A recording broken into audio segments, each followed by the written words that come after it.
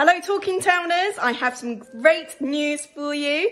We are launching our third networking group, and yes, we are naming it after the main man himself, Sir Alf Ramsey. So if you think that your business could do with being at the top of the leaderboard this year, we would love to hear from you. Now check out networking90.co.uk, or perhaps you'd like to contact us through our events website, iwanttонetwork.com. Hello and welcome to Portman Road. This sound indicates an important announcement.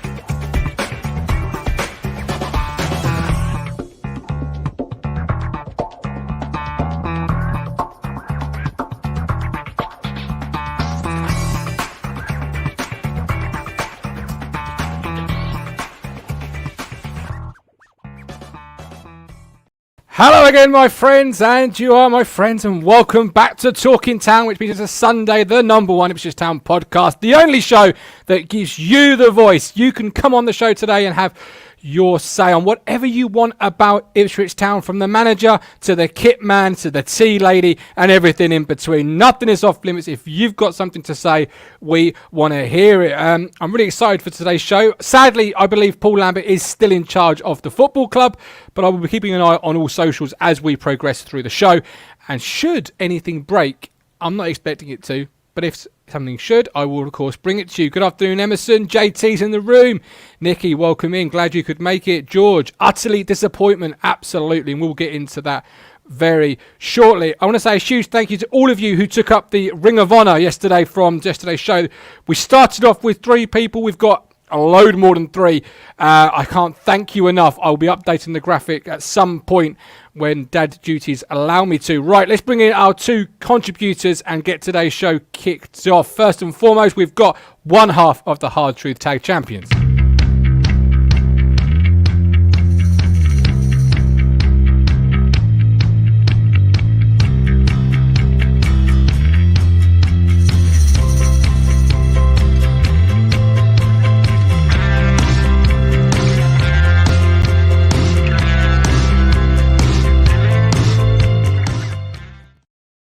Mr. Phillips, are you ready to bring the hard truth? Are you ready for today's show? Are you ready to bring that hard truth? Because the fans need to hear it, the club needs to hear it.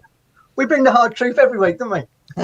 Every week. We are here. We set the agenda at Talking Town for the next 7 days, to say sometimes even further afield. But this is what we do. This is how we roll. And you're either a part of it or you're not. It is the biggest show in Suffolk, probably the world, probably the universe, actually, if we're absolutely honest. Martians have got fuck all on us. Right, this man has been making notes since yesterday tea time. Yeah. He's got wrist. Yeah, all right, Crunch, I'll bring him in.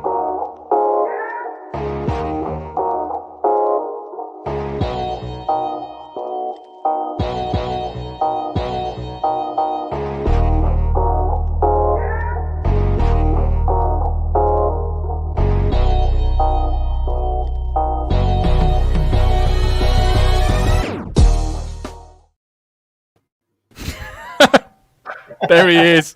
I had to leave him on the screen just for his own, because that is a great face. That is his. Crunch, you're looking good today, my friend. Angry face.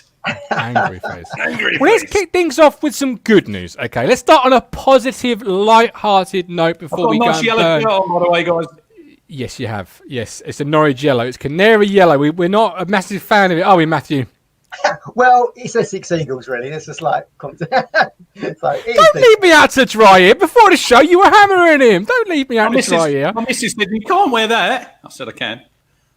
Can we just confirm when we were talking about wrists, we were talking repetitive strain injury? I just looked it up in the in the title music. I was going for wrist soreness really, but I couldn't think of the word. I got myself down word cul-de-sac and quickly pressed the button. Right, it is the end of January, so let's kick things off on a positive note. Right, Suffolk Mind. We've been doing the 100 miles for Suffolk Mind, and we've smashed it. Truly smashed it. Welcome in, Robert. I'm glad you could make it. And Callie Cruncher, what's happened to the beard? Yeah, what's happened to the beard, A Cruncher? little trim up. Little trim. It's coming back. I did that about a week and a half ago, right? You know this. What was the game midweek? Hey, Sunderland. Sunderland, right? Your I had a batteries massive, run out. great. No, I put new batteries in it, and I took a chunk right out of my beard here, so I couldn't turn my head that way because you would have seen a great big fucking bald patch. I did. My wife said to me, "Don't do it before you go live." I said, Sid. "Nah, it'll be fine." Sid, I'm disappointed with Sid. And Lee. Just for Miz. Just for Miz washed There's out. no dye. There's no dye. Right. The grand total for Suffolk Mind this month is just under 800 miles, which Very good, that, isn't it? is phenomenal, really. I've just dropped the link in the chats for Suffolk Mind. Look, whether you did it or whether you didn't do it, that doesn't really matter. We're raising money for a charity that at the moment is really needed. You know, lockdown is hurting a lot of people, and Suffolk Mind is a great charity. So if you can give £1, just £1, if all of us gave £1, that's 128 quid right now, because there's 128 people watching live right now according to my stat screen. That's amazing. That would do so much for Suffolk Mind. So there's the link. If you can't, then don't overstretch yourself. But there it is. That's good news to kick things off today's show.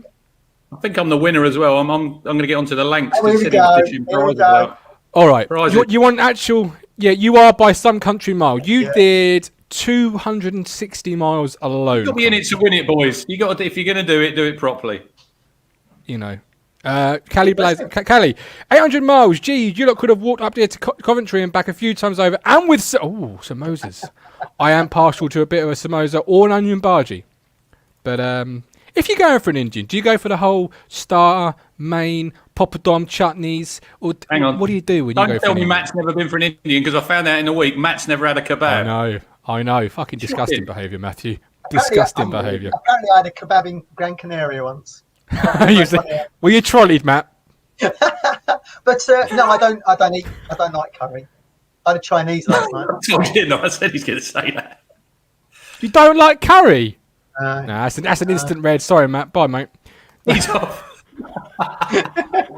What about you, Crunch? If you go for a curry, are you going for the whole shebang? Are we going all in, or are you not? Yeah, get your naan bread, get your bhajis, get everything I on like there. I like naan bread and poppadoms. It's just What sort of naan bread, though? What sort of naan bread? I don't know what mystery is, mate. Plain. I'll go for a little peshwari or a what's the flatbread? Oh, stuffed vegetable flatbreads. Oh, beautiful stuff. Anyway, Vindaloo, says George. Kelly's going to make me one. Thanks, Vindaloo. Kelly. I mean, I'm a korma guy. I can't go any higher than a korma, but Yeah, I agree. Vindaloo would Don't like kill them me. too hot. No, I just don't like, a dopiazzi, says Michael, or a boona, garlic naan, poppadoms, Lee Anderson, keema naan. This is the content you come for, right? On a Sunday after your team's disappointed you. This is the content you come for. Other pods talk about it, so why don't we? Well, they'll be asking about Chineses during the week or other takeaways. How are those celebrations there, Matthew? They gone? What's that? Oh, it was Quality Street, wasn't it? It wasn't celebrations, it was Quality Street. Yeah. They're all gone now. Talking of celebrations, as they say, turn those frustrations into celebrations. We got 1-1 draw at Crew, guys. Hey! Okay, right. Well, Round, upside down. yeah, that was the positive part of the show. That lasted 9 minutes 33 seconds. Now on to yesterday's absolute horror show. Well, was it a horror show? I don't know. Crew are a good side. Most fans had us to lose. We were 10 men again. Break it down for us. Well, we started off well, I thought. Actually, we looked very good at the beginning. It was almost like hallmarks from that Blackpool game where we got forward with real sort of tempo and a bit of intent. Unfortunately, we didn't really have any proper strikers on the pitch. Finally, we had Freddie up there, didn't we?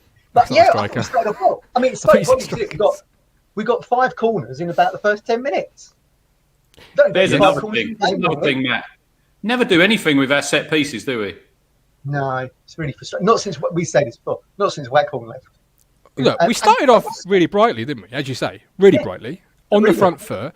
I've read a lot of rubbish on social media over the last 24 hours, and one of the ones it's a hashtag standard. They're not playing for the manager, says a lot of people, and I just don't see that. Oh, no, I don't get that. In actual fact, I thought the fact we started off so quickly was the fact they were trying to make a statement for the manager. Yeah. So I took that. It was almost like a desperation to get forward. Yeah, sort of they came out with Lambo ringing in their ears, on the front foot, get at them nice and early, try and get the first goal. Sunderland midweek, was it Sunderland midweek? I think it was. Yeah. They 80 minutes, they dug in, they did not shirk. Now, most teams, if they're not playing for the manager, in my opinion, you're looking at a 3-4-5-0 for 80 minutes. Yeah. They dug in that day. So whatever you want to say about the manager, and Stephen Warnock obviously had his say on Football Focus, but that was a player who fell out with Lambert. There've been many... I know. He's been listening. He's been watching. He's listening to me. Get a T-shirt up there. Get a T-shirt or a hoodie up to Stephen Warnock. I have thought about that, actually. Yeah, we absolutely should do. He also owes us royalties. That's our catchphrase. But there will be players out there who say opposite. That Lambert is a great guy. Lambert gave me my opportunity. Lambert gave me my chance. So I always take ex-players, especially when they've been dropped, as he admitted, with a little pinch of salt. But what we're seeing, for me, and I've probably been the only person praising the manager in the last month, if ever.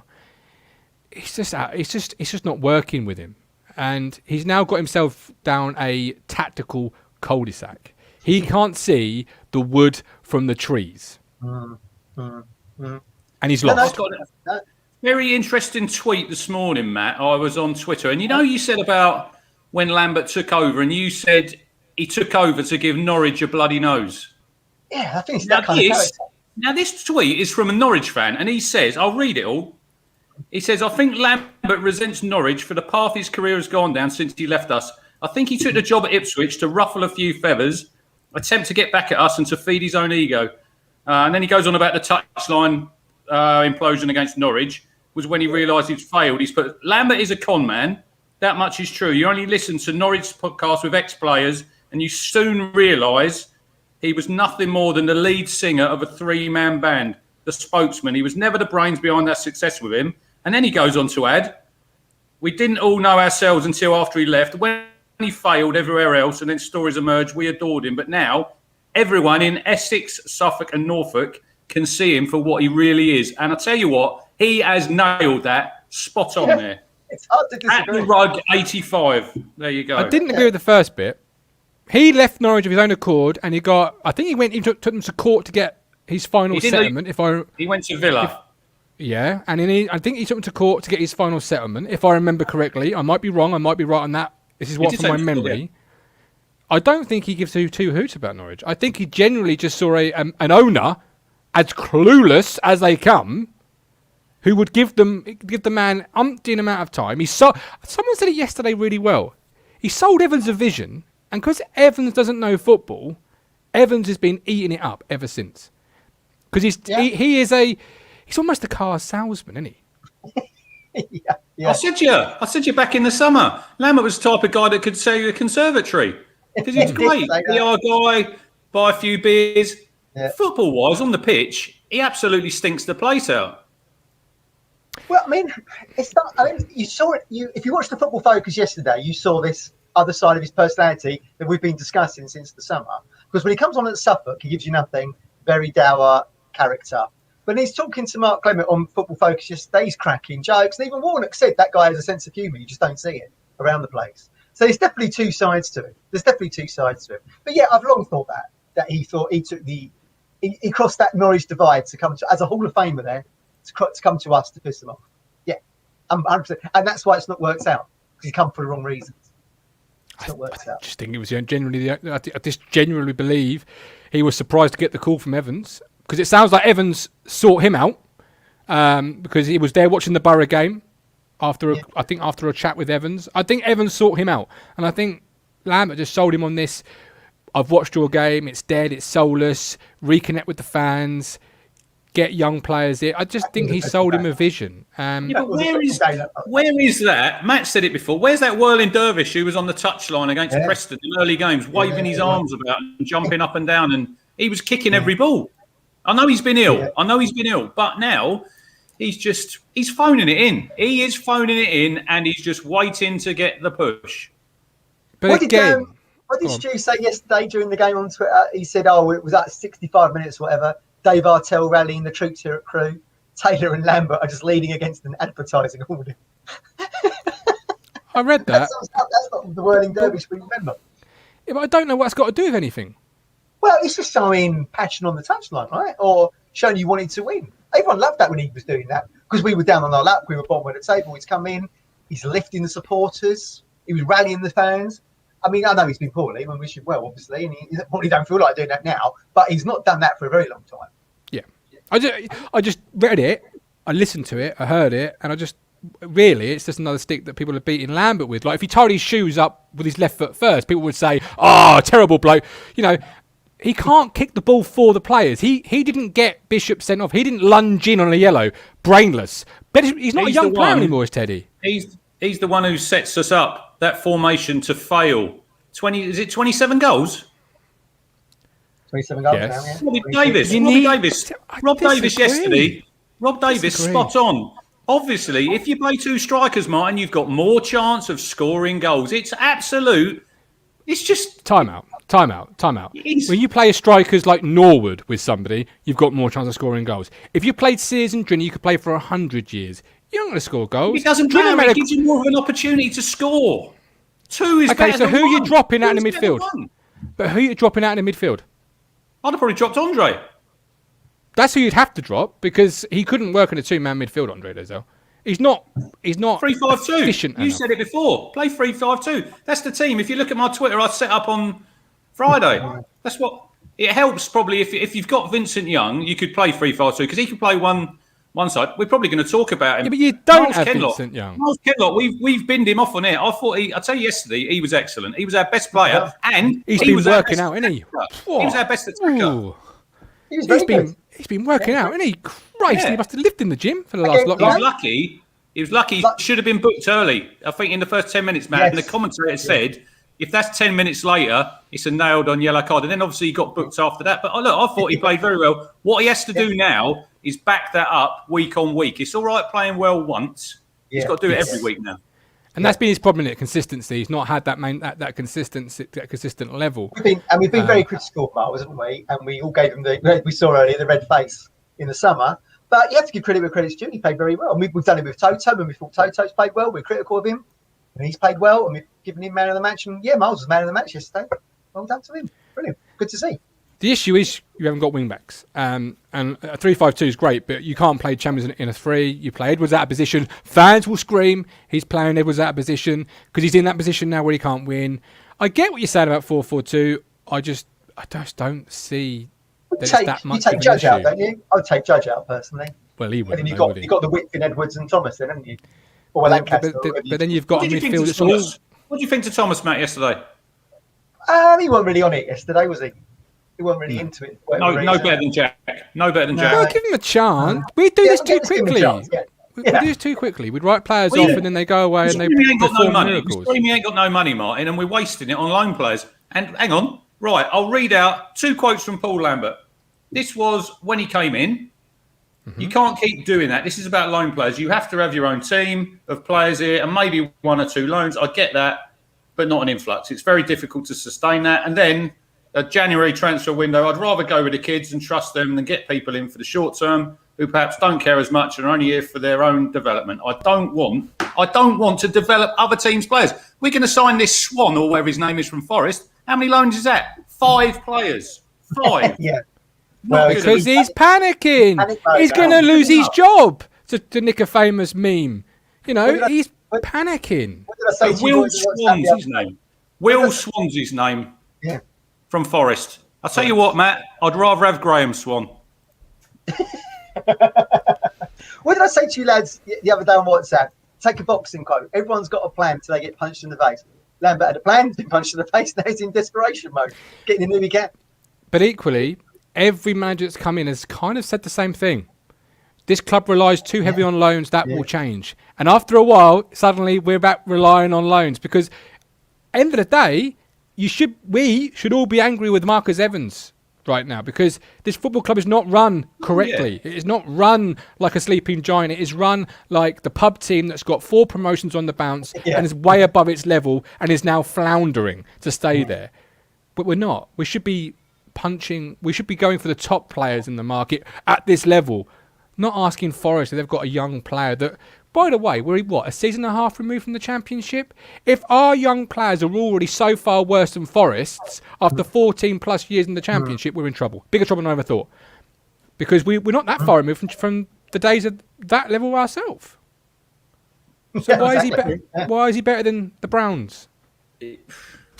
Maybe we've said it before. Are the youngsters overhyped to some degree that he won't trust them in this pressure situation? Can only presume so. He sent Idris off to Grimsby rather than let him play. Ben Falami, he's in Australia. Yeah. You've never really found out about him if he could do the job because he's never really had a chance. He's only been played in EFL trophy games, and that's like if it's not good enough, Matt, away from if these kids ain't good enough, get rid of them. Get rid of them. Yeah.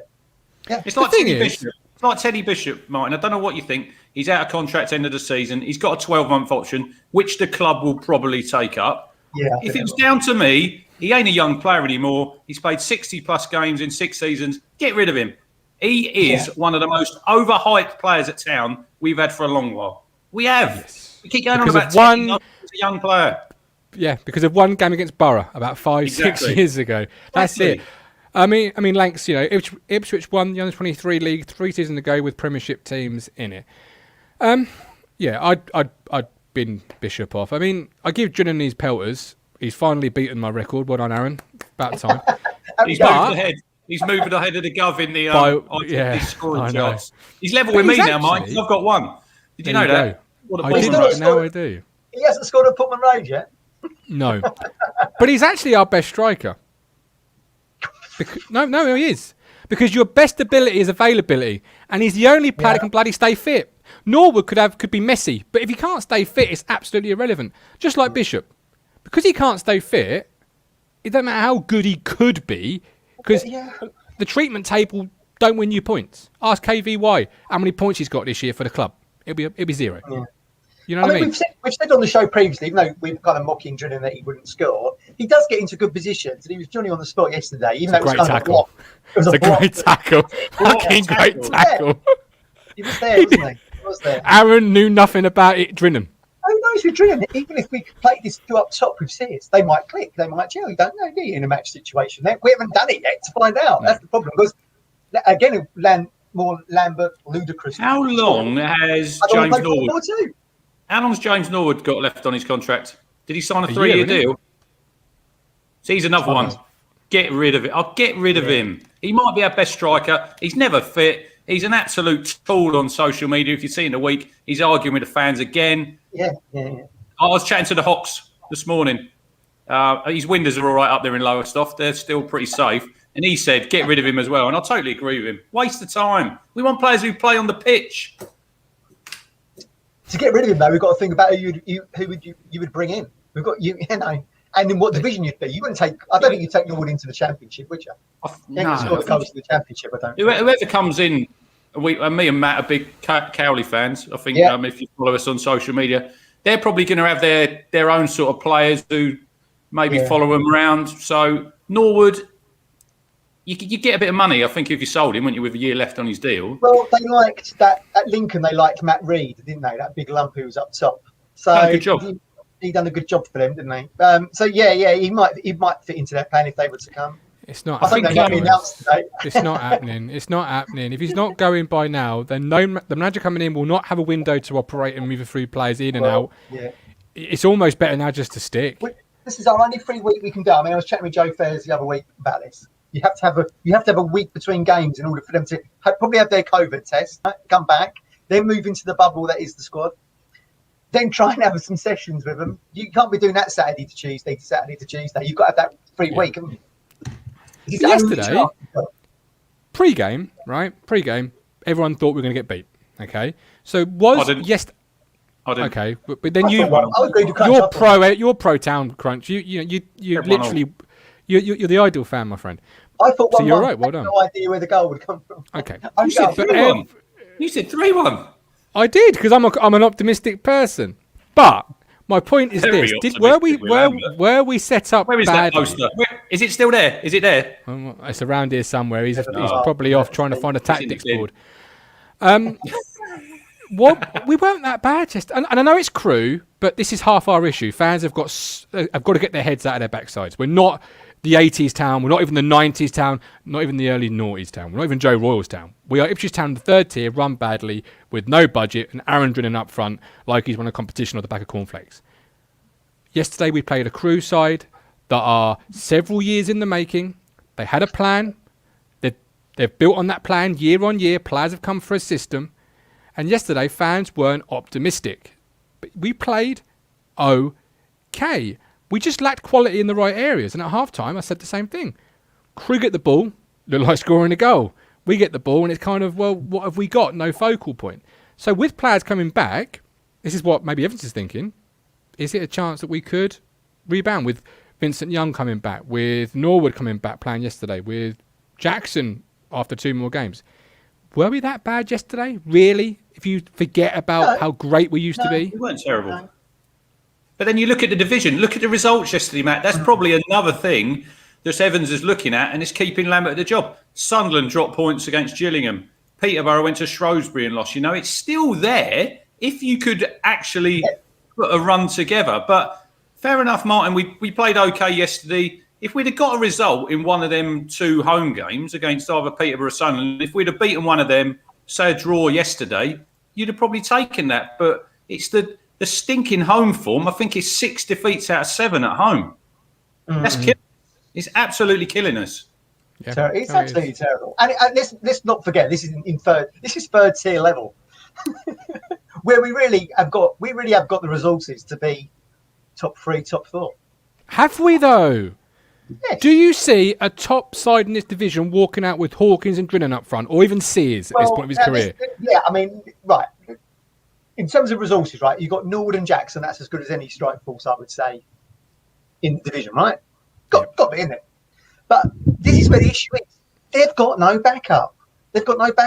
Hawkins and Drinnan, it's just like we've said it before, are non-league strikers. Now, whether that's Lambert's fault for keeping Drinnan around and bringing Hawkins in, or whether he went to Evans and said, give me some dough, I want to buy A, B and C, and he said no, in which case you might think as Lambert, well, I'll walk away then, because you ain't giving me the resources to challenge in the third tier.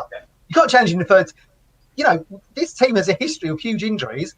We've lost Norwood, lost Jackson, then you've got Hawkins and Drinnan as your mainstay strikers. And we signed a number 10. We signed a number 10 when we needed a striker. Well, it's going to be interesting how he slots in, because you've got to think he's going to play. Yeah. But do we need a striker, or do we just need to create more chances? The chicken and the egg situation. Because you can't say, and this is what I keep being told, that Drinnan's missed hatfuls. And he hasn't, to his credit. He hasn't missed, you're not creating chance after chance after chance after chance, and you're not scoring. So if you're not creating chances, surely you have to create chances first to know you need a striker. We were creating at the start of the season, weren't we? When we came back with this kind of renewed optimism. We said in the summer the midfield didn't score any goals. Suddenly the midfield started scoring goals. The dip came probably when Edwards got the hamstring injury and then disappeared for however long he's been gone. But going back there about the start of the season, Matt, we got them first 6 games, I think we all agreed were very kind to Lambert. We had, Wigan, Bristol Rovers. We got 16 points from the first 6 games. There you look, Emerson. 20 points from the last 17 games, 11 points from the last 11 games. Whatever way you dress it up, and we can all say Marcus is probably the main problem. He ain't going anywhere. And in the end, the manager's head is on the block, and he's going to go. He's going to go if it's tomorrow, next week, next month. He ain't here next season. He is not here next season. He can't be. What's that, 17 games? That's 51 points? So I think that averages out round about 1.23, I think I saw, as his points per game ratio currently, which is basically would have you finishing 15th in the division last season. Did you see that? Did you see that table of the points per game, Matt, on Twitter? Yeah. So that's his average, isn't it? Yeah. He is bottom. He is our worst manager in history.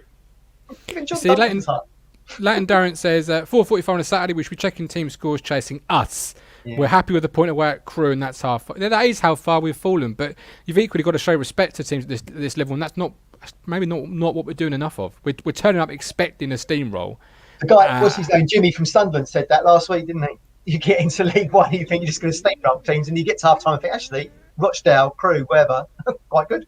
Yeah. And they are, and Crewe have followed the plan. And I think it's time the club, and as always, the microphone on this show is open to the football club. It is ready, it is on. We want Lee O'Neill, we want Marcus Evans, we want the clubs to come forward, because if they're keeping with Paul Lambert, they owe the fans an explanation. And it's not a PR statement, it's not a sit in front of the ITFC media crew and deliver some buzzwords. It's a clear Darren McAnthony style transparent interview where they say why we're sticking with Lambert, where the club is going, what the expectation is. Because when they put the £9 million black hole out in the summer, fans stood up and bought season tickets. When they wanted money for the academy, fans stood up and put money into the football club. When the ballot was open, fans ran back to the club. They continue to put money into this football club to support a multi-million heir.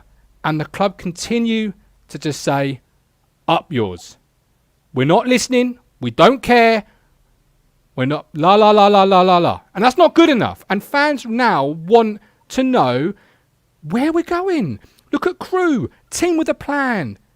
Okay, give us a plan to get out of this division. Give us a roadmap. Tell us why Lambert is the right man. Don't tell us green shoots and your cameras are lying, and once you're back at Portman Road you'll see it, because that's bullshit. My camera does not lie. Yesterday didn't lie. It was 1-1. It's rubbish, and the club needs to be more transparent, and otherwise there'll be a whole generation of town fans who just say, I don't care. I found a new way of watching. We're not sitting here saying we're going to play like Real Madrid. All three of us. All we want to do on a Saturday and a Tuesday is have a bit of hope, enjoy watching your football team, enjoy it. Yes. At the minute, for everybody who's watching this show, it is hard work to watch. On Friday, I thought about, do I pay a tenner for the game? And then I thought, I'm doing a pod. I'm on the radio on Monday. I have to watch it, A lot of other people, they're not going to. And they're going to find things to do on a Saturday, even more so now with the pandemic. They haven't been to football. It's going to be over a year probably for some. I've not been since March. God knows when we're going to go back. A lot of them people will think, tell you what, I'm going to save £300-400 on a Saturday and I'll do something worthwhile in my time. If you're getting nothing back from the club and they're continuing taking the piss, which they are, people are going to think in the end, I'm out. You might cut me and I might bleed blue and white, but if you don't get nothing back, you're going to do something else. Look, personally, I can't walk away. I cannot. But this is it, Cruncher. Other people will. We've got to, as fans, the hardcore fans, right? The ones that will go, whether it's rain, sun, wind, whatever, right? Such as yourself. You've got some hard situations coming up because how much do you truly love this football club? Because they are taking you for granted. And at some point, you are going to have to say whether you're going to be a complicit or whether you're going to say, look, I'm not coming back until things change because I love this club, but I love it too much just to walk back and say to you, yeah, it's okay, don't worry, it's all forgiven, I'm back at my seat, it's fine. Because that's what they're relying on, that you will run back to your seat and all will be forgiven. And there's some hard choices, there's some hard sacrifices coming up. And that ballot was the first hurdle and we fell. We fell hard as fans. Yeah. Also, they've got to look at the bigger picture of that. A lot of supporters are me and Rich's age and older. So we were going in the 80s. So still remembering those glory years off the back of Bobby Robson. But all the new generation of kids, say I see Sid, just for example, Sid there in the comments. He's probably seen Ipswich do absolutely nothing over the last 20 years. In which case, the club needs some success in order to bring people back to feel engaged, to feel part of that community, to see them lifting a trophy, a promotion or whatever it might be. To get youngsters invested, because when we're all gone, there ain't going to be a fan base there for 30,000 seat stadium. And if the football is the excuse, like it used to be for me 10 years ago, to go to the pub and don't go to the game, that will speak volumes. Take your kids to McDonald's. Take your kids to wherever play today, wherever there is for kids these days. Used to be Kids Kingdom when I was a kid. Do something else, because the empty seats post-COVID will speak volumes. My kids still want to go, Martin. Fair play to my kids, they still want to go. Yeah, and that's great, but you've got to safeguard their future. When they have kids, I want them to go as well, and that's how it carries on. But if Yeah, they but give you've got to up, safeguard which their they might future do, crunch. Because right now their future is Division 2. Yesterday someone said it's 20 years' time and we're Vanarama National playoff semi-finalists. That's a worryingly true statement because the way this club's arrow is pointing, it ain't pointing anywhere near up. It's pointing down, down, down, and further and down. And I'm just worried. And I think we have to safeguard our future because the club is not listening. They don't care. So we have to, surely as fans, say, well, we're going to fucking make a point. we should be a decent championship team. I'm not saying we should be in the Premier League by any stretch. We should be a decent. Look at that game the other night, Ipswich versus Sunderland. Are you telling me that should be in the third tier of English football? It shouldn't be. Yeah, You know, yeah, I it's a totally joke. agree. Absolute joke. I remember James Scowcroft saying, I think it was after when we lost 4-1 to Norwich at Carrow Road. I think he said, Ipswich is still a big club. He said they should be, and I don't know where we were in the table at that point. He said they should be always pushing top 6 in the championship. Now we were 11th in third tier. We're so far away from what even Scully thought should be the par for this football club. And let's not forget, we finished last season's reduced season 11th. Here we are 6 weeks removed from almost a year, 11th. 12 points off the top and 14 points off relegation. That is a crossroads moment. You can go either way. Yeah. Are you We'll disappear out that top half half the league, Matt. If we don't get a result in the next couple of games, you won't see us on the first page when you're looking at the table. We'll be on the second page, going that way. Nick Muller, Yeah. I still want to go, it's my club. Yeah. Is it? Yeah. But is it? Because your supporters club can't get an answer from an email. No. It's so Is it? So Yeah, is it? so Is it really our club? Or are we just It's- paying customers? And is it time to start taking the customer, as you would with the restaurant, elsewhere? Evans has never correctly managed that side of the club. He's not got, like we've said before, we didn't know what he looked like for 6-7 years. And to not have any dialogue with your supporters club is a disgrace. I mean, bloody hell, we've got Darren McAntony on this pod. Peterborough chairman's come on this pod. Talk about transparency. He's this end of the spectrum and Evans is way over here somewhere. It's a joke. It's a joke. And this Where's is that like mouthpiece? that. Which is known for hospitality. The Cobbold area, they were known for having a warm welcome to everybody that comes. And Underground that's- crunch. That's like Yeah, where is he? Where is Lee O'Neill? Where's he gone? Some manager movement, sadly not in our favour. Well, it is actually in our favour because Simon Grayson is now Fleetwood manager. I have to say, thank you, Fleetwood, because that's pull my it there, manager. I haven't was off, haven't we just? Oh my God! Last night I had a cold sweat, and I thought, Christ, Grayson's out of work still. That was a cold moment. Thankfully, Fleetwood have taken that problem he's got away from history. Marcus. He's had history up in that end. Was he Blackpool and Preston? Blackpool. And Fleetwood's Leeds. down the road, isn't it? So he's obviously still lives up that way. Yeah.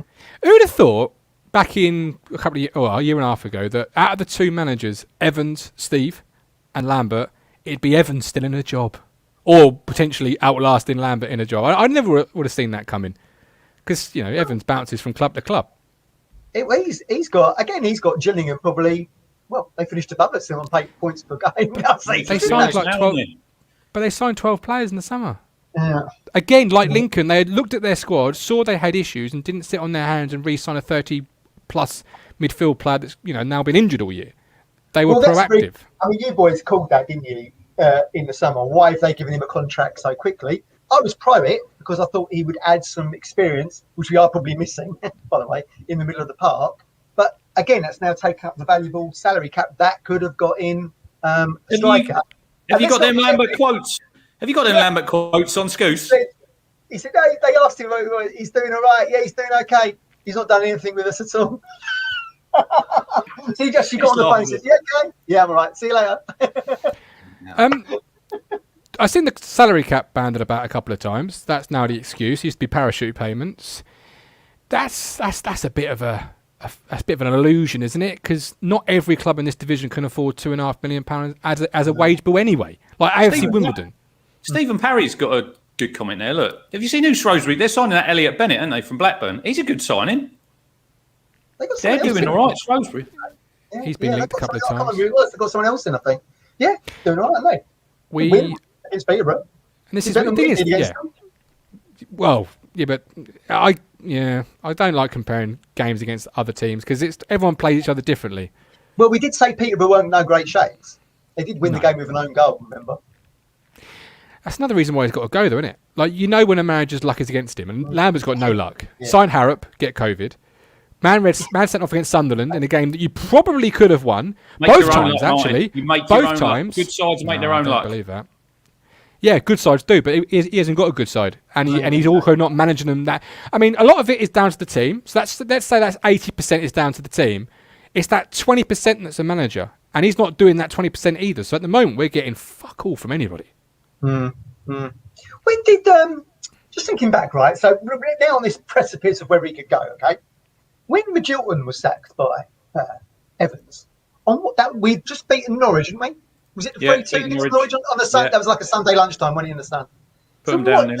What day did Magilton go? Was it like the Monday? I think it's on the Tuesday, wasn't it? He was in hospital with his mum, weren't he, in Northern Ireland when he got the call. Yeah, it was bad. I mean, again, that's bad on Evans. Again, it was like a text or something daft on it, something ridiculous. But we can only hope stuff is going on behind the scenes right now to get into place for the second half of the season. It's a great. We've got a week to go. We've got a week break. This is the perfect time. He's not going. It's got to be the time. He's not going. It'll be April when he goes. It'll be April. It just Evans is making himself. You know, it's quite clear, isn't it? It's obviously playoffs or bye-bye. And once it's no longer playoffs, it will be, hello, Mr. Dyer. Here's your 5 games against really bad opposition to deliver 5 wins. The fans think you're the next second coming. They buy the optimism wave. And then come October, it'll be like down here again. I can write the book for you. It's ridiculous. I tell you what, we've got a guest coming in. Someone's taken the link up. It is, of course, the Fisherman. Who else on a Sunday? Oh, he's unhappy, isn't he? Look at that. You got 5 minutes, Fisherman. You cheered up, Mike, since yesterday. Thanks. Sorry? Have you cheered up? Were you like this? Were you like this yesterday? Oh, mate, I was worse than that. I had to switch off after about, half time I didn't even, but I normally get to watch about 20 minutes of the second half, but I just couldn't watch it. I just telly off, where you go. Off you go. Let's just get ready for work. Concentrate on that, really. I just don't know what to say, really, other than it feels like I said earlier. He says it every time. He says, link me. I've got nothing to say, really. I mean, Look, I said to you, Martin, didn't I? I messaged you. I said to you yesterday, Crunchy, that I just can't be dealing with this today. And I said to Martin earlier, no, I'm not going to come on the show. But like Martin pointed out to me, look, if I don't have whatever I've got to say, whether it's a lot or the club's won. And the thing is, Crunchy, you were saying like, oh, once we go back, I'm going back. But what else am I going to do and all this on a Saturday? But I know fans that spent years and years and years as season ticket holders, and towards the end of McCarthy's reign, decided, you know what, I've had enough. I was like, Mike. They've left, and they're finding other things to do now. They're going to non-league games. They're watching Sunday League football. They're going to support, your Cambridge Cities, your Millwall Towns, your Bury Towns, just the small little clubs, because they're getting value for money. They feel like they're more part of the family. I mean, my mate Dave, he started the Fortuna thing, between the two fans. Look how big that's become. And the thing is, it's the club is so detached from the fans. It's unbelievable. I've never known anything like it. Well, I just want to jump in there, because while you bring up the fans and the club detachment, Matt, I want to go to your media mogul story, because obviously the Mike Brown is a man that would lead a revolution. So let's play the.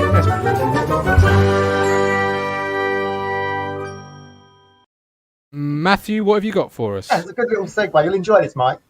So we often reference things that are going on in Europe, and I think I said, when Ipswich clapped off the team when we were relegated, Hamburg basically lit up the stadium with flares. And we've had a similar episode in France. I think it was yesterday, wasn't it, Reg? So Marseille was supposed to play Rennes in League One. They've lost 4 games on the bounce. They've had a few issues, Marseille. Big club, had a few issues. They've lost to PSG, lost to Nimes, lost to Lyon, lost to Monaco. So 4 on the bounce. Got Andre Villeboas, you remember him from Chelsea and Spurs? He's their boss. So we talk about, blue action, going down to the training ground and putting their banner on the fence and all that. This is what Marseille supporters decided to do in protest to these 4 losses. Martin, you got it now? Yeah, I have. Yeah. Have you got it? Here it is. Look at this. If you're listening to this on Spotify, it's basically the Marseille Ultras marching down to the training ground on what looks like November the 5th with a lot of flares and basically lobbing them over the fence and setting fire to the place. So now we've got plumes of smoke now bellowing over the city. I think that tree there on the left is about to catch fire. The players were out on the training ground, I believe, getting ready for some kind of warm-up or something. I think they even tried to come over and remonstrate with the supporters and then had to duck back in. This was just after 4 defeats. Imagine what they'd have done if it was 6 out of 7 at home. Now, I will say we are not in any way saying for people to go down and do this. I would advise you not to do this. Do not go down the Playford Road with flares and start doing this. That's not what we're saying. But because Marseille, they are sort of another level, really. Yeah. I mean, I've been to Marseille, and you can't walk through Marseille with different shirt on, let alone. It's a very lively city, of course. It is. So I'm not in any way saying that's what, as fans, we have to do. But that's second. That's wow, isn't it? I mean, wow.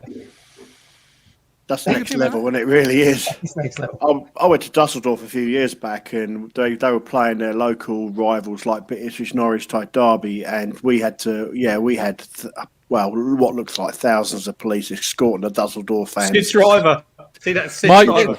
which is where I was going, because Mike Bloody says he only needs. Yeah, right. So forget about COVID, because the Frenchmen clearly have. You could go down, socially distant, masks, surely, Mike, and you could stand outside Portman Road and you can demonstrate, surely. 100%. Trouble is, I would do it, and I got no bones about it. I got no fear of going down there and blocking the entrance to the stand, so that blocking the entrance to the car park. Someone said the other night, when we were on Sky, that would have been a perfect time for Blue Action or someone to turn up when the Sky lorries are coming in. Yeah. You know? Just block the entrance to the car park. That's all you got to do. Stop the players and stop and just it soon makes headline news. Anything like that makes headline news. Job. Trouble is, I'm in Millnorm. If I travel to Ipswich, £200 fine. And that's where we are with it at the moment. Once lockdown comes out, Go funding. We'll get to set up a page for you. But I'm not in any way saying you break COVID rules. I'm not in any way saying you risk getting ill. I'm just, But it doesn't really take. If you saw the Football Focus yesterday, where they were talking about Lampard getting the elbow and Tuchel coming in, what did they have on the back as a backdrop to it? I think it was the Chelsea Circles or something, was a banner that had been put up at Stamford Bridge, and that was the backdrop to the discussion. And of course, who was on the show a bit later on? Lambert. So if we had that something there, they might have used that. You never know. I'm just trying to see what the Marseille supporters also unveiled a couple of banners, I think. One was, the first one was "You are disgusting" in big letters, which they draped on the stadium, and "You bring shame upon us." That would work perfectly at Portman Road. If Frank Lampard can get sacked at Chelsea for having a few dodgy games, admittedly, right? Yeah. How has Lambert got his job still? well, I this can't is figure quite. that one out. This comment here gives me a little bit of a nice feeling, because the Lanks, I'm not going to say who or what or where they're from. I think the club know exactly what the fans think. So that's and I know they watch this show. I've been shown pictures of them watching it or whatever. So this is the show to be. And we're not doing, we don't. And it's just remember, we're all doing this, as Richard said, because we can't walk away from it. And Mike said you can't walk away from it because you've got the passion. We and the young, we want trophies. We like to see Ipswich win the League One trophy. We want to be one. I think we're one of 8 clubs that's never played at the new Wembley since it opened. We want to see Ipswich walk out at new Wembley. Like all supporters want to see their club be successful. So do we. We have been starved of success for bloody years. We're sick of it. Right, I've got a couple of people want to come on. So, Mike, just before I let you go, how is your Call of Duty hit rate in the last couple of weeks? Not great. No, I'd have thought it'd be through the roof. Right. No, I was having a shocker. I had a shocker last night, I must admit. The gulag does me in every time. My son has the same conversation. You ain't got the old Drinnan, have you? Lack of aim. If that had been VAR, that would have been handball. Drinnan wouldn't have given it. That wouldn't have been a goal. Maybe so. Mike, we love you. Look after yourself. Sorry? There was a comment in there saying how many pairs of headphones has Mike got? Oi, I got loads of kids, haven't I? I've got like 6 kids here, and they've all got headphones for their Xboxes. This is I got my kids. old ones. Yeah, I've got Bluetooth ones now. So Right, there Anyway, are. lads, all the Love you, best. appreciate you. See you soon. Ipswich 1, welcome in. It's 50 minutes into the show, so guys, I'm going to bring you on, get the points out, and get going. Obviously, because my wife wants to spend time with me. So anyway, Ipswich 1, what are you going to say for yourself? What's going on? Well, I want to put this out. There's 16 players in July that are out of contract, and we've got we can extend 1, 2, 3, 4 of them. I wouldn't bother. What ones would you pick? We've got Alan Judge that's got an option. Out. Greon Edwards, his option's already been took. He's going. He'll go. Teddy Bishop's got an extension. Bye, Teddy. Red. Jackson. No, you got to keep him. That's an investment. Yeah. Nah, get some money. That's the last year of his contract. Get some money in for him because he'll go for free otherwise. Stephen Ward, Luke Chambers. They'll go. I'd drop Stephen Ward off now, actually. Just deregister him. Toto Enciala. No, I like Toto. What division we're in. There's a player in there somewhere. I'm keeping him. Christian Neidham. Nah, bye, Tristan. Cole Scouse. A year overdue. Yeah. Freddie Sears has got an option. About 4 No. years overdue. Out. Yeah, he's gone. Hughes and Wilson. Gone. Again. Oh, bye. Wilson, maybe. Nah, no, Matt, you got to get younger. Corey Ndaba is a player who should be in that position. Maggot. And the wonder kid that turned into Leon Messi yesterday, Andy Drennan. Fucking hell. I've heard it all. Play him in defence for that sort of tackle. Harry Wright and Brett McGavin. I like Brett. McGavin, Brett Crunch, needs is to get on he loan. injured? He needs to loan Brett. No, he's playing for the 23s. That's Yeah, disgusting. but he should go out on loan. He should be playing in Leave the first bubble, team. Leave the bubble to Playford Road, go out on loan to Orient or somebody. He should That's be what playing it's for the like. first team. The thing is, both your normal starting fullbacks are nearly turning 36. You can't play with them ages exactly. in this division anymore. No. But this is what I've been saying, though, right? Transition year. All those players that have contract, they're all older players. Younger players currently out on loan, such as Idris El Mazzani, will come back a better player. Flynn Downs and Luke Wolfenden aren't going anywhere because they're not playing well enough to go on any deal anywhere. Next year, for whatever manager comes in, could be a really good year. Because you could have rebound years from Downs, rebound years from Wolfenden, a better Idris El Mazzani, a better Dobra, a better Dozel. And it suits the Cowleys, that situation, because they did exactly that at Lincoln. They brought in all these frees and and a few loans here and there. That's how they built that team up. So that model would suit them.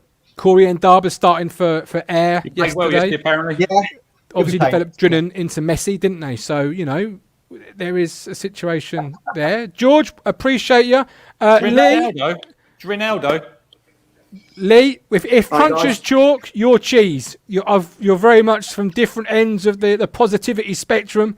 So what you got, Lee? Come on, deliver the other truth to us. Okay, first of all, let's just say, just speaking about what you've just been talking about the players.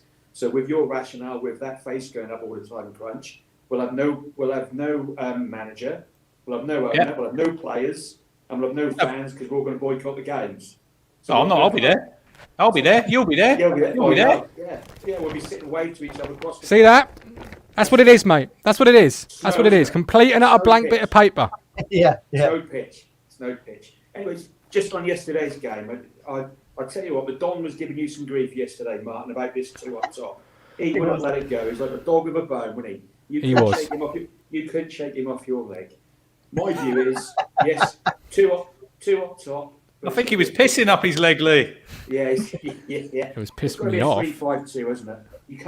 We can't play 4-4-2, and here's the reason. Every single one of our midfielders has been sent off this season for a bad tackle. So who is there to do the tackling? We can't leave two in the middle. There's no way we can do that. Because Downs has not been sent off yet. Downs has not had a red card, has he? It's coming.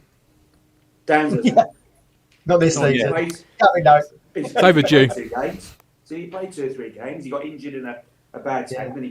But, they're all going to get True, injured. Apart from Downs is the only one. So who would you play next to him? There's no one to play next to him. We've lost Skuse, haven't we?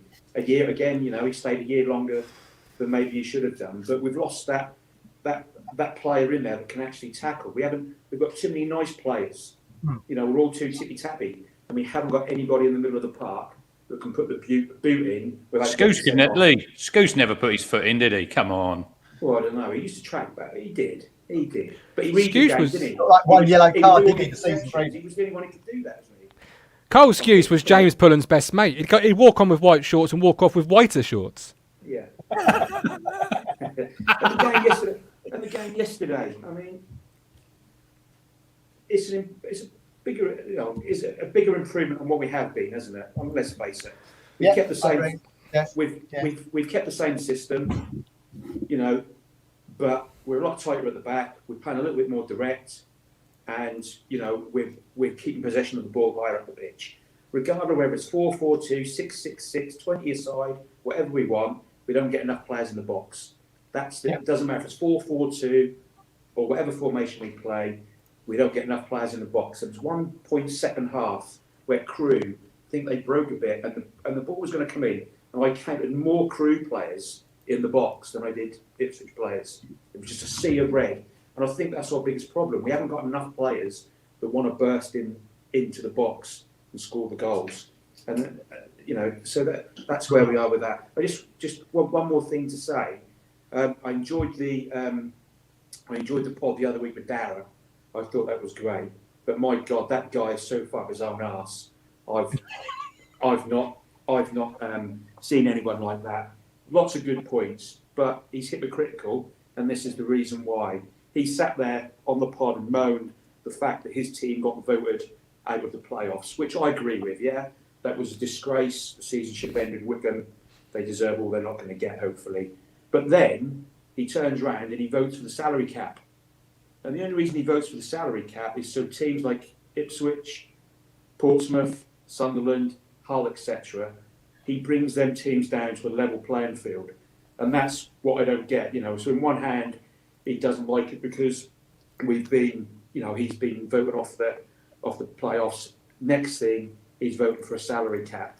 Any club, because he said, I think, and I can play it back again, we've got to make sure that these clubs don't overspend $2.5 million. Well, if you're the owner, you don't spend the money you haven't got anyway. And if you do, well, then your club deserves to go under.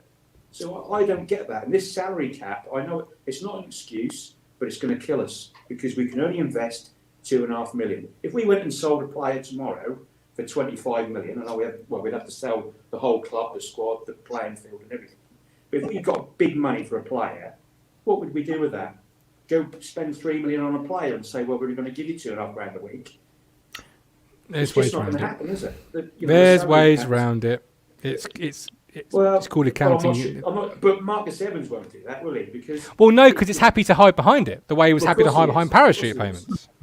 His plan will be we'll stay in League One for another 5 seasons. He'll build up all the money, and then we can go into the Championship and buy players. But even if we went up this season, goodness, would we stay up? I mean, that comes down to the salary cap. Like Matt said, the Cowleys would be absolutely perfect to work under it. Look what they've done at Lincoln. Yeah. They'd be perfect. It's a plan, isn't it? It's a plan because you need to look at your squad, and you can't. What you don't want is an influx of midfield players like Emir Hughes and Cole Skuse who aren't playing every single game, but are taking a valuable salary cap up the same way David Di Cornell. You can't play 2 goalies, so you're wasting money with a player sat on the bench. Clubs like Peterborough are rubbing their hands together because they see Jack Taylor at Barnet, who's not a salary cap player, or he may be now, but perhaps wasn't when they signed him because of his age. I know there wasn't one then, and they're rubbing their hands together because they give youth the chance. They trust the young players. They trust players that aren't part of the salary cap, and then go and give 3 or 4 players money to their striker Clark Harris because they know goals get you out of the division. We're poor. Any way you shake it. But Lee, I've got to move on because there's loads waiting. Appreciate you. So I'm still waiting, Marcus. I've been hard on John. I'll tell you what, Stephen, while you're here, because Lee said about 4-4-2, I've been hard on John Nolan. But if you were going to play a 4-4-2, surely Downs and Nolan would be your midfield too? For me, yeah, because they have more balance. You know, they wouldn't try and run forward. But if you've got two, you know, at the end of the day, that's the reason why the goal came. At the end of the day, Crewe panicked because there were two strikers there. If there was one, there was two defenders to cover one player. You know, anybody can do that. Just stick one on them. You've got a spare man. When you've got two in there and you've got two defenders, yeah, it's one player on each player. So you're going to cause confusion if one player makes a run because he's going, where's he gone? And the other player has to go and leaves the other person open. That's the reason why people play two up front. So you can keep, you know, if you haven't got the skillful players, if you've got one up front, you know, a Man City striker up front, he can handle two defenders. We haven't got those. We're never going to get those for a hell of a long time. So we have to play smarter. We have to play better. But we have to play, the most important thing, we have to play smarter. You know, if there's two defenders and you're not going to be able to get around them two defenders, then play two attackers. It's as simple as that. Michael Finch, still a dodgy smoke alarm. I know it is. It's electric. I can't do anything about it. It bleeps to tell me it's going off. We're worried about you, Stephen. That's all. We're just, you know, we're just worried about you. I can't take it off because it's electric. They told me if I try to take it off, it would kill me. I thought, well, Mike, no batteries. It's electric. Start calling you Stephen Beep. It's no batteries. It's electric. It's annoying me. I think it's an interesting point there. We were talking about 4-4-2, and Lee alluded it just a minute ago. We were talking about that more veteran style figure. We did that in the summer when Northampton went up there. Alan McCormack, 35, 36. You know, a tough tackling, lower tier footballer who's now gone to Southend. That's what we're missing. We're missing that streetwise, and we said that back on the summer shows. If anyone was watching, we need that kind of character to bring the youngsters through in whatever formation we play. We're missing that. We're missing that streetwiseness, I feel. You know, and I don't see this salary cap being that big an issue. Everyone's saying, oh, it's going to be the death of us and all that. I don't think it is. Not if you've got the right man in charge. Because if you think about it, the salary cap is a limit. Yeah, you could say what? You can have 21 players, I think it is, in your squad. Yeah, you can do what you say. 20 next season goes down to. Well 20. Get rid of a goalkeeper, yeah, and then stick on Prisbeck. Get rid of Harry Wright, get rid of Cornell. Yeah. Yeah, Prisbeck wouldn't be under the salary cap because he's only 22. He's only 20. I agree with that. You know, and then you start using some of your youth. Have 7 youth players in that squad, and then you've got like, what are you laughing? This bloody thing. That's not laughing. It's the beep. It's just this. Piss off. You know, in these, I can't actually do it now. That's when you worry. That means your house is on fire. Okay. You know, you've got in these 20 players, yeah, you should have, say, at least 14 that's senior players and some youth players who don't come under the cap. You know, that would give you like 3,300, 3,400 per player. Yeah, per week. Yeah. You know, most teams couldn't pay that anyway. You know, you look at the likes of the smaller clubs, and they wouldn't pay 3,400. But if we got a smart manager in, he could use what money we have, go to non-league, get the likes of some of the things, like Ben House and people like that, who are cheaper, who you could get for probably a loan fee that we're paying Notts Forest. You know, and invest in the younger players in the lower leagues. We're not going to go out and spend. I agree with that. And this is what this summer really represents, and I've been saying it all season. It's a real chance for a blank bit of paper.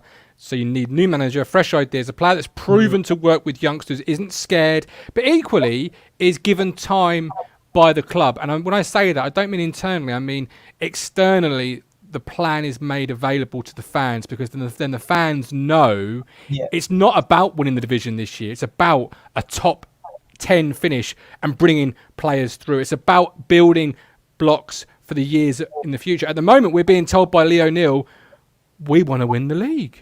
And then we're being served up shite. That's my point. If we were given a plan saying, I'm quite happy if we're here for 2 or 3 years, I will say that then. I don't. If I can see progression year on year and say, look, things are happening. At the moment, we've been here 2 years. I haven't seen no progression. I've seen regression. I haven't seen progression. So I want to see if I can see progression. I don't care if we're here for 5 years, because we won't be up there long. Yeah, and if I was Kieran Dyer, Cowley, David Wright, whoever came in next, that would be one of my conditions of signing on the dotted line. That we are open with our fans, and they know that I've got a 5-year plan. They know that this is the building blocks. The same way Sheepshanks with Burley, it was a 5-year plan of progression every single year. Otherwise, fans will be here again saying, "Oh, we're not in the top 6, or we're not in the top 4. It's not good enough. We were told this, promised this, blah blah blah." That would be my one condition, if anything, that the fans are aware. Stephen, I appreciate you, but the beat is giving me a bit of a headache. Yeah. One thing. That's the reason why I prefer the coach. Yeah, the simple fact is, I saw the interview with him. No, That flipping beat, Stephen. Sort it out, man. Sort it out. I love you. I love you. I've got to move on, Stephen. Cheers, mate. I love you. I love you very much, though. I'll bring You in see the Sid. comment there? You see the No. you see the comment that said, "Is it one of your budgies?" Who said that, Chief? To be fair, what Stephen just said, and Mike D just said it in the. Can you bring the Mike D comment up there, Mike? The comments there? Yeah. I think Hurst tried to do that. His plan would have worked in League One. Hurst basically had a League One plan that we're trying to implement it in the Championship, which is where it went wrong. Probably would work all right now. Yeah, I agree with that comment. Yeah, no, I can agree. Stephen, we appreciate you coming on. We absolutely love you. Sid, welcome in, and I'll bring in our friend from Down Under, who's joining us.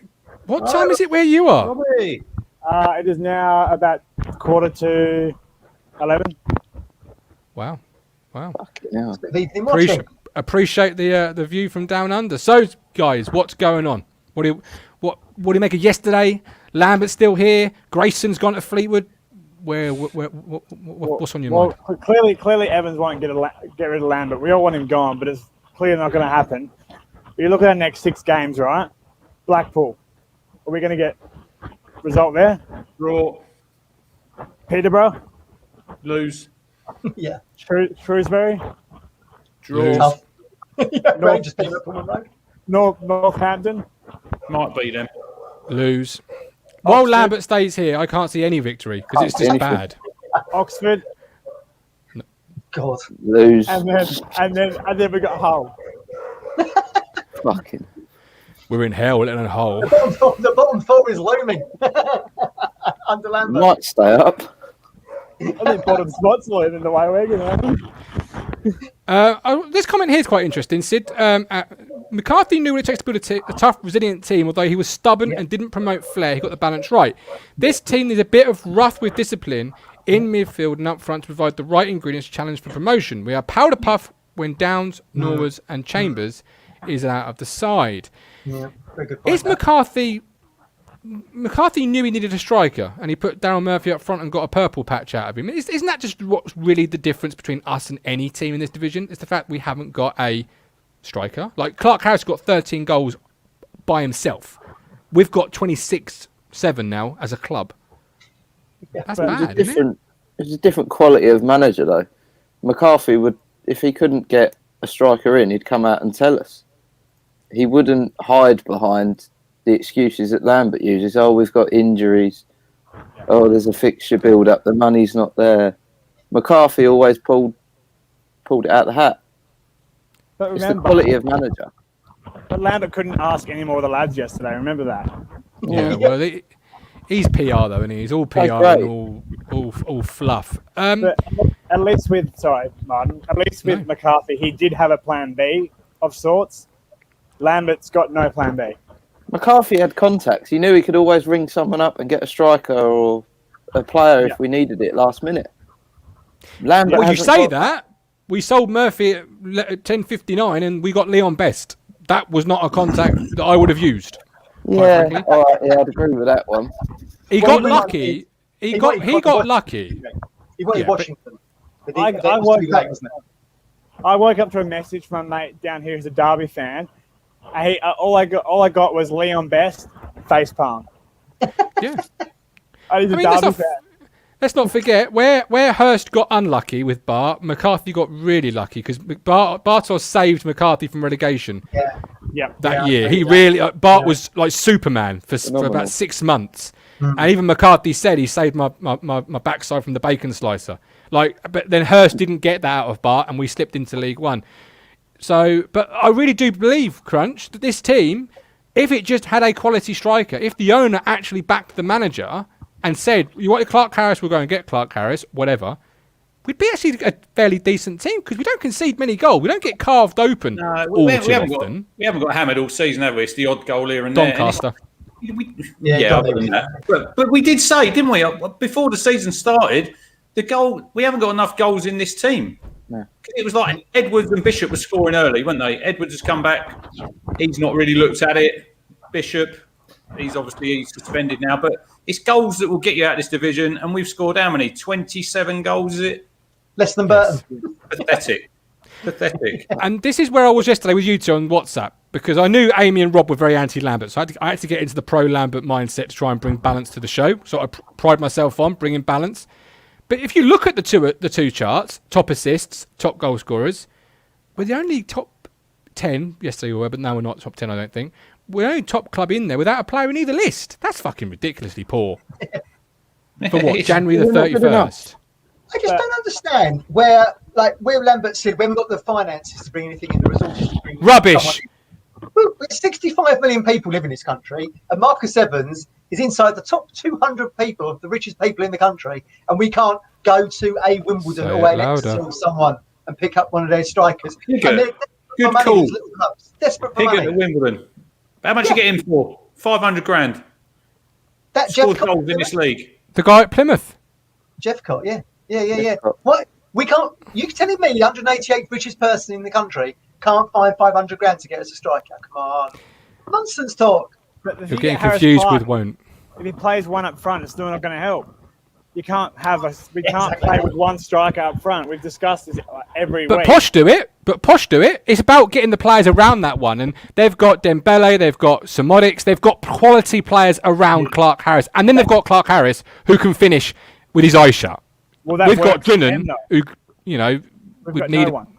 Exactly. And that's we're the product of a really bad transfer window year on year on year. And we haven't even got Will Keane anymore to save us. That's how bad it's got. But that's how bad it's got, though, Crunch. I'm amazed we didn't sign him.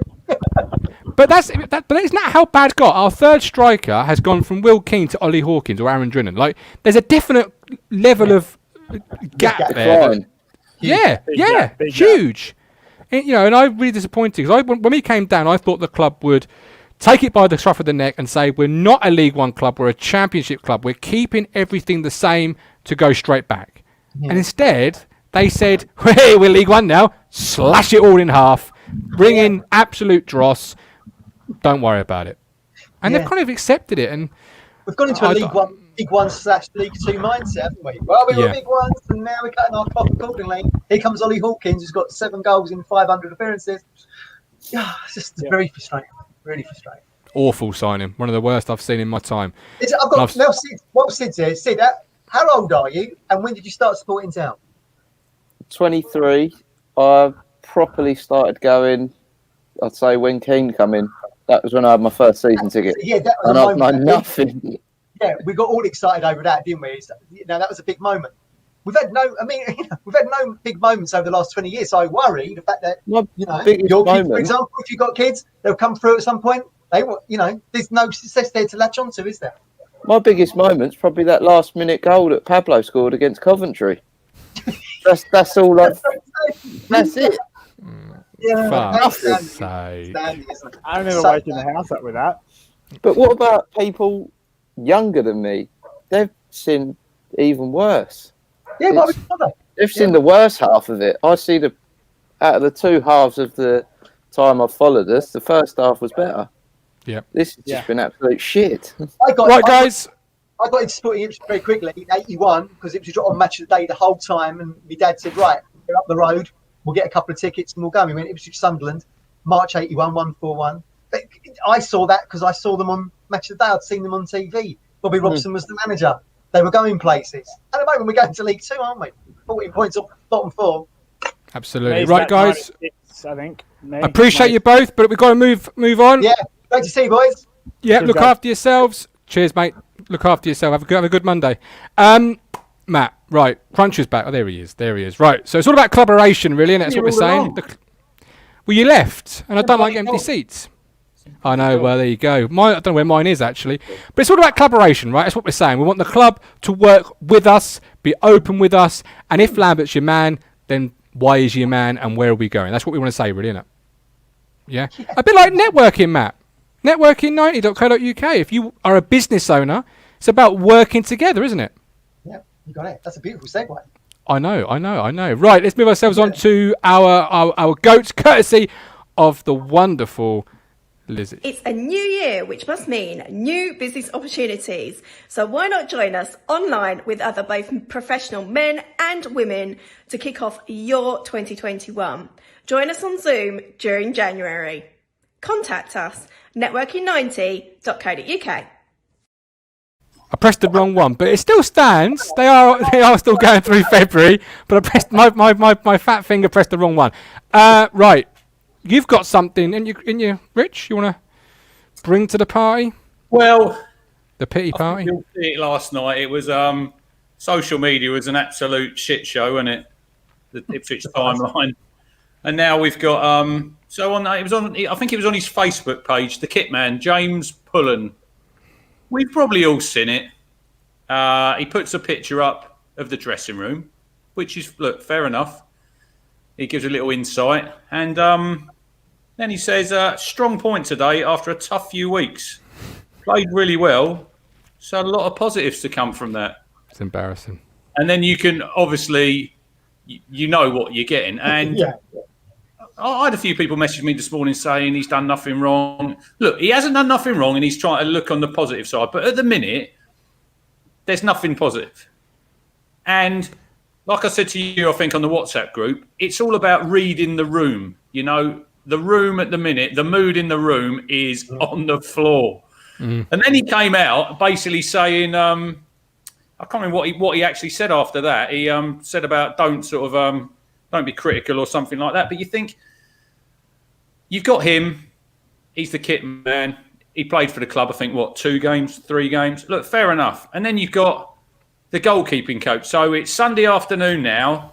Jimmy's probably just pouring himself his first glass of wine. Nice bit of roast beef.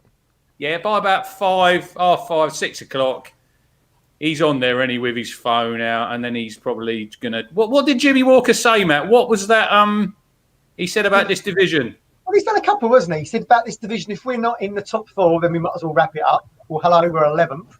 And the other one was, I don't agree with playing out from the back, which is exactly. But it was only one tweet there. He sort of wrote one, and then he was going to add to it, and then it suddenly disappeared. But obviously now, everyone's got a mobile. As soon as it's on Twitter, screenshot, and then it's doing the rounds, and you think it's embarrassing, you know. Well, yeah, but that's Jimmy Walker's personal Twitter, and he can say and do what he likes, quite frankly. Whether you agree with it or not is relevant. But James Pullen, you're sharing stuff about Ipswich, so people are going to follow you that are Ipswich Town fans. So to then turn around and say, don't talk to me about Ipswich Town, take that to your forums. There you go. Keep all your negative opinions to your forums. Don't want that shit on here when all I'm doing is giving behind-the-scenes pictures for fans, a little positivity. Now, if he had put up, say, Elkan Baggott signed a contract in a week. If he'd have put up a picture of his shirt and said, look, Elkan Baggott, young player, whatever, fair enough.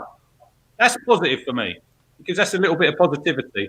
When he's coming out and saying, oh, we've had a tough week, we're happy with a point. All due respect, we're not playing Real Madrid. We're playing Crewe Alexandra. And like we have said before, Matt, it's the standard at the club. It's on the floor. If we're happy with a point at Crewe, what's the point? People are having far tougher weeks in this lockdown. At least they're working and earning. People are in this lockdown, they can't open their business. What have you. I think James Pullen's doing his social media all the way wrong way round, really. I want to spread a little positivity. Here's some pictures of some shirts on Pecs. I mean, come on. If he's in his position, he's in quite a privileged position there, to cheer up the Town fans in this lockdown, which is tough for so many thousands of people, go to Miles Kenlock and say, give us your shirt. We all thought you was man of the match today. We'll give it away to someone on Facebook. That, to me, is spreading a little bit of positivity. Rather than just putting a bloody picture of some squad shirts up. Do you know what I mean? All right. What you got, Matt?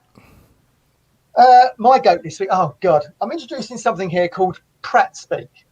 It's from The Athletic, which is like, it was put together by people who worked on national newspapers. They decided to have this online magazine almost that you subscribe to for your content. And, you know, it's just, let's put up the graphic and I'll read it out, Martin. Pratt Speak. Yep. There it is. There we go. So Arsenal signed this Odegaard, haven't they, from Real Madrid on loan. So the Athletic here on their Twitter, if you're listening to this on Spotify, what's Arsenal's new signing Odegaard can bring to the club?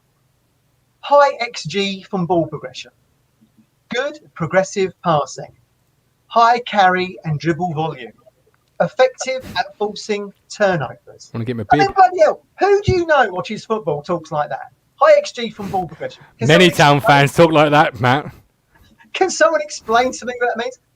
Good progressive passing. Oh my God, he can pass forward. Miracle. High carry dribble volume. Dribble volume? Look after a 3-year-old child. Didn't you know what bloody dribble volume? Yes. The final one, Martin? What's the final one? Final one was effective at force. forcing turnovers. What is he, bloody NFL? Has he just fumbled the ball? Absolute prat speak. This is just like content killer for millennial kids who've got into sports journalism, if you ask me. But it's bamboozle you with big words in the hope that you go, oh, okay, because you don't dare challenge it because you don't know really what they've said. But if you did challenge them, they wouldn't have a flipping... No, this is not the Athletic because they're pretty shit hot. But a majority of people on Twitter wouldn't have a clue what that meant. Basically, Bill Shankly said football is a simple game, complicated, but people should know better. And the people that are working on the Athletic should know better because that's just like ludicrous. If you're that into data analytics and numbers, go and be an accountant or work in insurance or something. Don't bring it into football. Football's a simple game. We don't Let's need break it down, right? So high expected goals from... So basically he can create... He's got good assists, right? That's what I take from that. Right, Because- okay. Right? Good progressive passing. Well, that could mean fucking anything, but I guess it means he passes it forward. Yeah. High carry and... So he likes to get the ball and run with it. Yeah. So Oh, what a surprise. 20 years ago, you'd say he's a fast, direct player, likes to get the ball at his feet, beat a man, right? Quite simple speak, but that's what you used to say. Effective at forcing, I do not... So what, he can press players? Isn't that part of a system, though? Like, you're told to press or not press. So if he's pressing, that's it's part of the just like- system. we've gone full circle here. That is basically bollocks written by people that don't watch anything other than all the top flights in all of Europe. They wouldn't go to, as we were talking about earlier, a Milden Town or a Johnson City or, you know what I mean? It's just like nonsense talk. I hate it. I can't stand it. This lad's played 8 games for Real Madrid. 0 goals. He's like Aaron He's a good... Fuck. That name. Never going to escape me, is it? Right. We're done, I think. That's it. What's your go? My go is social media lemons. There you go. I'll bring it. Yes. Obviously, we've all heard the news this week about players being targeted, particularly racially targeted. Absolutely disgusting behaviour. It's 2021, for fuck's sake. Yeah. What is it about? I just want to say this. Social media, isn't it about time we started having to verify our accounts? Forget them verifying us. Hello, Matthew. Hello, Mr. Blue Tick. We should have to verify who we are. Why can't you join up as Richard Moss, as Matthew Phillips, as Martin Lambert? Why you got to join up as certain names on social media that you see? All the accounts are the same. A football picture, normally a player, a shit name with shit opinions. And then you just go after people and all you do is just target. What is that about? It's 2021 and I think it's never going to get any better until Twitter, Instagram, Facebook, all the social media platforms stand up and say, right, that's it. To have an account, you've got to have a driving license or a passport or ID that confirms you are who you say you are. Because players should not be getting, especially Marcus Rashford, who's done such great work. The work of a government at some points. Yes. 100%. And because he plays for a different team that you don't like. That's disgusting. Yeah, But then you get it on the town. Look, you get it on the town timelines. You've only got to look at the Ipswich Town timeline last night. People getting targeted. Even yesterday on the show, Martin, you see in the chat there was about 3 Callies, 2 Mike Brown. It's pathetic. The Mike Brown Absolute series, Muppet. yeah, Muppets, man. Find something better to do with your life. You know what I mean? Well, we've got one in the chat today. Just poking comments. Doesn't actually have any substance to say about the comments, but he's poking comments. And there we go. Mike Brown, fuck me. I'm brown in the summer, white in the winter. Clever person should never come into it. Absolutely. I mean, I just find social media so much of a drain these days. Like, you've got lemons everywhere, you know. And like yesterday, Amy's dad, for example, he's entitled to his opinion, whether you like it or not. It's completely irrelevant. Is it hurting me? No, so I'm going to scroll the fuck on. Do you know what I mean? Like, we forgot, like, Twitter is a place where we just shout at each other. Well, Twitter is a place at the moment where people will tell you that your opinion is wrong and theirs is right, and you're never going to get a winner there. You put something on Twitter and you'll get about 4 replies telling you how wrong you are or how it's this or that, and it's just like, do you know what?